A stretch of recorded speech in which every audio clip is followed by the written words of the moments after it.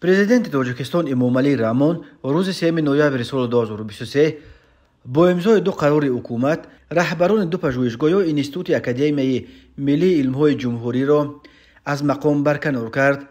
Бо қарорҳои ҳукумат Фарод Шокириро аз мақоми мудири пажӯҳишгоҳи физикаву техникӣ ба номи Султон Умаров ва Назар Муъмин Абдуҷалол бо сабаби ба кори дигар гузаштан аз вазифаи директори пажӯҳишгоҳи фалсафа, сиёсатшиносӣ ва ҳуқуқ ба номи Аловиддин Баҳовиддинови Академияи Миллии Илмҳои Тоҷикистон озод карда шуд. Далели расмии барканории ҳар ду дар қарорҳои ҳукумат бо сабаби ба кори дигар гузаштан гуфта шудааст, вале гуфта нашудааст ки ин ду нафар ба кадом кори дигар гузаштанд. Дар бораи ин ки ба ҷои онҳо ба раҳбарии ин ду пажӯҳишгоҳ киё таъин шуданд низ то ҳол хабаре нашр нашудааст.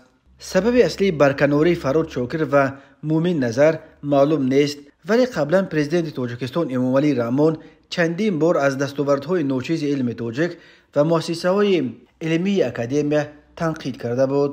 Раиси расмии ҳукумати Тоҷикистон низ президент аст ва ба ин далел қарорҳои ҳукуматро низ Эмомалӣ Раҳмон худаш имзо мекунад. Низоми ҳоким дар Тоҷикистон низоми ҷумҳуриявист, вале дар он ба президент Эмомалӣ Раҳмон салоҳиятҳои хеле фаровон дода шудааст.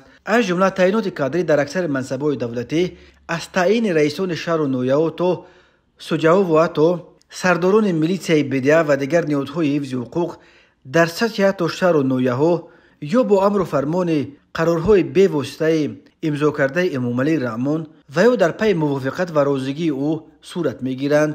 Мунтақидони ҳукумат чунин шеваи интихобу ҷобаҷогузории кадрҳоро ба боди интиқод мекашанд ва мегӯянд ки тамаркузи сиёсати кадрӣ дар дасти марказ деки коррупсияро гарм мекунад ва боис мешавад ки дар мансабҳои калидӣ дар маҳалҳо шахсони тасодуфӣ сари кор оварда шаванд.